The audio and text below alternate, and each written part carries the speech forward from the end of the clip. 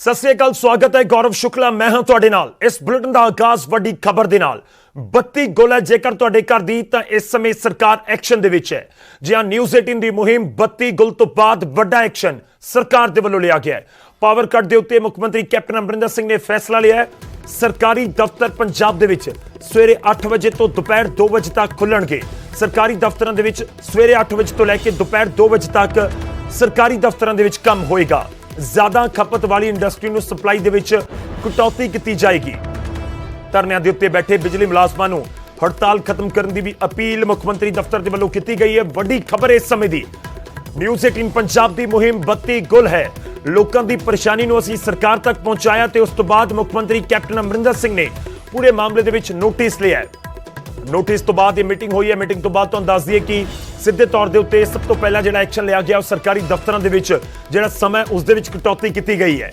हालांकि ये जानने की कोशिश करांगे कि सरकारी दफ्तर जिहड़े जिथे पब्लिक डीलिंग होंदी है लोगों के नाल जुड़े हुए ने उही ने या फिर स्कूलों नूं लैके भी कोई फैसला है। हालांकि आम तौर पर स्कूलों दे विच पंजाब दे विच अजे ज़्यादा एसी तो नहीं ने, पर दूजे पासे सरकारी दफ्तरां दे विच एसी पखे कूलर सब कुछ चलता है। इस करके उत्थे जरूर ये सरकार ने फैसला लिया है। वड्डी खबर इस समय तुहानूं दस रहा न्यूज़ 18 पंजाब की मुहिम का दबदार असर हुंदा होया नजर आ रहा है। सरकारी दफ्तरां दे टाइम दे विच कटौती कर दी गई है।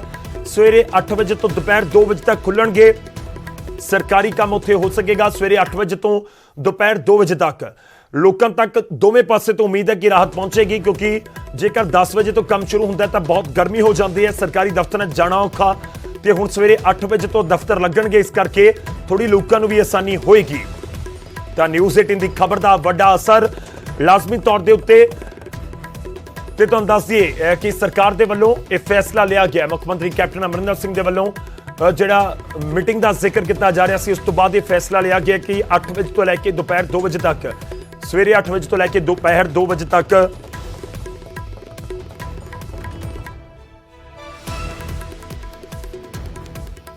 जिहड़े सरकारी दफ्तरां दे विच काम होएगा।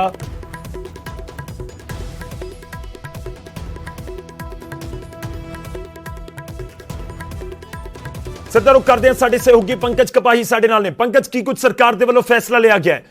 32 गुल दा जिहड़ा पूरी मुहिम है उसका असर हुंदा होया नजर आ रहा है।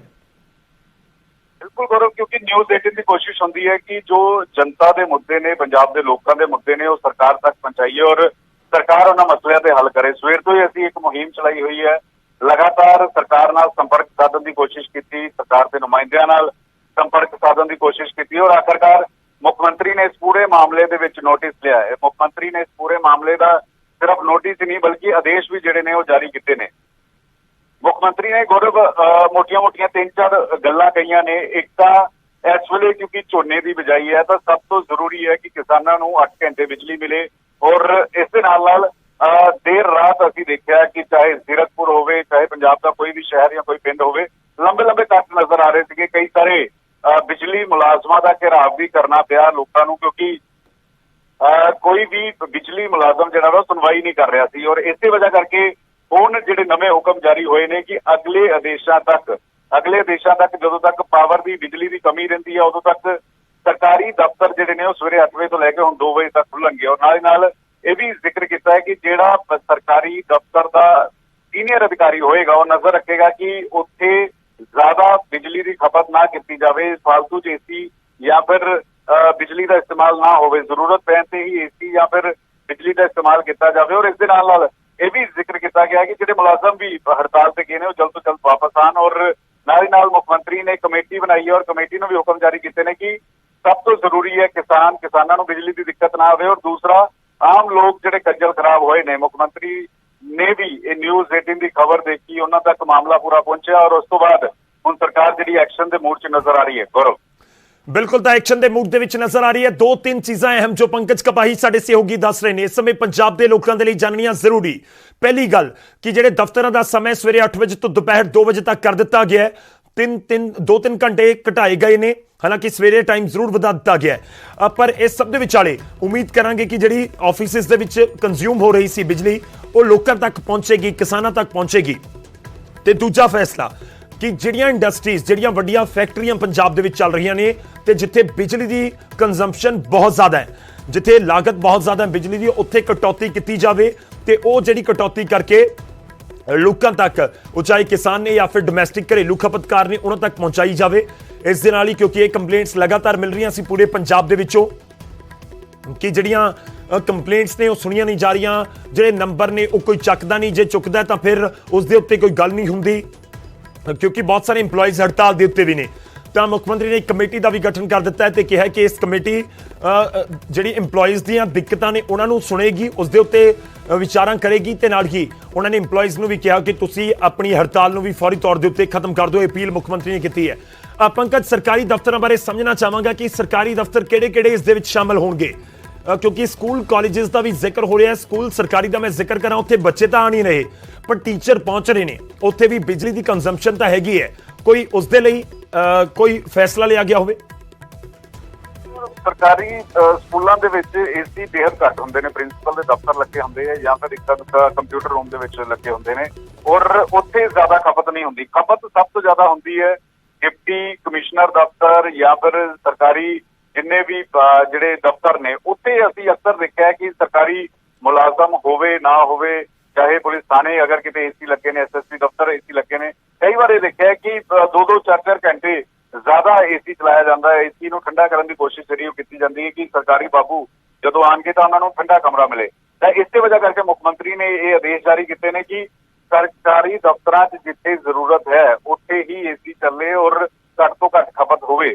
ਔਰ ਕਿਉਂਕਿ ਇੱਕ ਸਰਕੂਲਰ ਜਾਰੀ ਹੋਇਆ ਸੀ ਜਿਸ ਵਿੱਚ ਜ਼ਿਕਰ ਕੀਤਾ ਗਿਆ ਸੀ ਕਿ ਅਗਲੇ 3 ਦਿਨ ਇੰਡਸਟਰੀ ਜਿਹੜੀ ਹੈ ਉੱਥੇ ਬਿਜਲੀ ਬੰਦ ਕਰ ਦਿੱਤੀ ਜਾਏਗੀ। ਤਾਂ ਮੁੱਖ ਮੰਤਰੀ ਨੇ ਇਹ ਵੀ ਇੱਕ ਆਦੇਸ਼ ਜਾਰੀ ਕੀਤਾ ਹੈ ਕਿ ਕਿਉਂਕਿ ਬਹੁਤ ਸਾਰੀ ਅਜਿਹੀ ਇੰਡਸਟਰੀ ਹੈ ਜਿਸ ਦੀ ਜ਼ਰੂਰਤ ਹੁੰਦੀ ਹੈ, ਅਮੂਮਨ ਜ਼ਰੂਰਤ ਹੁੰਦੀ ਹੈ, ਜੋ ਉਹਨਾਂ ਪ੍ਰੋਡਕਟ ਤਿਆਰ ਕਰਦੇ ਨੇ, ਚਾਹੇ ਫਾਰਮਾ ਕੰਪਨੀ ਦੀ ਗੱਲ ਹੋਵੇ ਜਾਂ ਫਿਰ ਫਰੂਟਸ ਵਾਸਤੇ ਕਈ ਵਾਰ ਅਸੀਂ ਕੋਲਡ ਸਟੋਰ ਦੇਖੇ ਨੇ ਕਿ ਉੱਥੇ ਅਗਰ ਜ਼ਰੂਰਤ ਹੈ ਤਾਂ ਉੱਥੇ ਇੰਡਸਟਰੀ ਖੁੱਲੀ ਰਹੇਗੀ। ਲੇਕਿਨ ਅਗਰ ਜਿੱਥੇ ਜ਼ਰੂਰਤ ਨਹੀਂ ਹੈ, ਜਿੱਥੇ ਲੱਗਦਾ ਹੈ ਕਿ ਕੁਝ ਦਿਨ ਜਿਹੜੇ ਨੇ ਉਹ ਬਿਨਾਂ ਇੰਡਸਟਰੀ ਤੋਂ ਚੱਲ ਸਕਦੇ ਨੇ, ਤਾਂ ਉੱਥੋਂ ਜ਼ਰੂਰ ਉਹ ਇੰਡਸਟਰੀ ਦੇ ਮਾਲਕਾਂ ਨੂੰ ਕਿਹਾ ਗਿਆ, ਡਿਪਟੀ ਕਮਿਸ਼ਨਰ ਨਾਲ ਗੱਲਬਾਤ ਕੀਤੀ ਗਈ ਹੈ ਕਿ ਉਹ ਉੱਥੋਂ ਦੇ ਇੰਡਸਟਰੀ ਨਾਲ ਗੱਲਬਾਤ ਕਰਨ ਔਰ ਜਦੋਂ ਤੱਕ ਬਿਜਲੀ ਦੀ ਸਪਲਾਈ ਪੂਰੀ ਨਹੀਂ ਹੁੰਦੀ ਉਦੋਂ ਤੱਕ ਉਹ ਇੰਡਸਟਰੀ ਜਿਹੜੀ ਹੈ ਉੱਥੇ ਬਿਜਲੀ ਦੀ ਖਪਤ ਘੱਟ ਹੋਵੇ ਜਾਂ ਬਿਜਲੀ ਜਿਹੜੀ ਹੈ ਉਹ ਨਾ ਇਸਤੇਮਾਲ ਹੋ ਸਕੇ। ਗੌਰਵ ਜੀ, ਸ਼ੁਕਰੀਆ ਪੰਕਜ, ਧੰਨਵਾਦ ਸਾਡੇ ਨਾਲ ਜੁੜਨ ਲਈ ਇਸ ਪੂਰੀ ਗੱਲਬਾਤ ਦੇ ਲਈ। ਤਾਂ ਨਿਊਜ਼ 18 ਪੰਜਾਬ ਦੀ ਮੁਹਿੰਮ ਬੱਤੀ ਗੁੱਲ ਦਾ ਦਮਦਾਰ ਅਸਰ ਵੇਖਣ ਨੂੰ ਮਿਲ ਰਿਹਾ ਹੈ।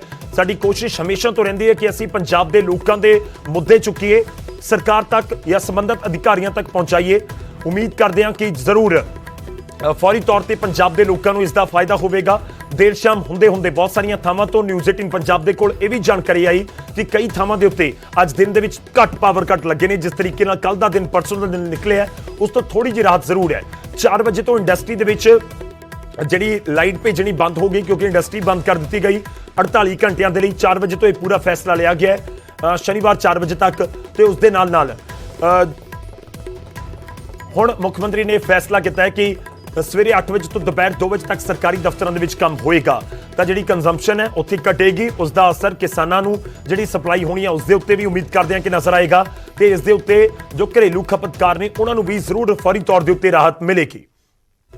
ਕੁਝ ਗ੍ਰਾਫਿਕਸ ਦੇ ਜ਼ਰੀਏ ਦਿਖਾਉਂਦੇ ਹਾਂ ਕਿ ਸਰਕਾਰ ਦੇ ਵੱਲੋਂ ਕੀ ਕੁਝ ਫੈਸਲੇ ਲਏ ਗਏ ਨੇ ਤਾਂ ਕਿ ਲੋਕਾਂ ਨੂੰ ਜਿਹੜੀ ਬਿਜਲੀ ਕੱਟ ਦੀ ਦਿੱਕਤ ਹੈ ਉਸ ਤੋਂ ਨਿਜਾਤ ਦਿਵਾਈ ਜਾ ਸਕੇ। ਤਾਂ ਨਿਊਜ਼ 18 ਦੀ ਮੁਹਿੰਮ ਬੱਤੀ ਗੁੱਲ ਦਾ ਦਮਦਾਰ ਅਸਰ ਵੇਖਣ ਨੂੰ ਮਿਲਿਆ। ਬੱਤੀ ਗੁੱਲ ਤੋਂ ਬਾਅਦ, ਇਸ ਮੁਹਿੰਮ ਤੋਂ ਬਾਅਦ ਐਕਸ਼ਨ ਦੇ ਵਿੱਚ ਸੀਐਮ ਕੈਪਟਨ ਨੇ ਖੇਤੀ ਅਤੇ ਘਰੇਲੂ ਬਿਜਲੀ ਸਪਲਾਈ ਦੇ ਉੱਤੇ ਫੋਕਸ ਕੀਤਾ ਜਾ ਰਿਹਾ ਹੈ, ਕਰਨ ਦੇ ਹੁਕਮ ਦਿੱਤੇ ਗਏ ਨੇ। ਸੂਬੇ ਦੇ ਸਾਰੇ ਸਰਕਾਰੀ ਦਫ਼ਤਰਾਂ ਦਾ ਸਮਾਂ ਬਦਲ ਦਿੱਤਾ ਗਿਆ ਹੈ। ਸਵੇਰੇ 8 ਵਜੇ ਤੋਂ ਦੁਪਹਿਰ 2 ਵਜੇ ਤੱਕ ਦਫ਼ਤਰਾਂ ਦਾ ਸਮਾਂ ਕਰ ਦਿੱਤਾ ਗਿਆ ਹੈ।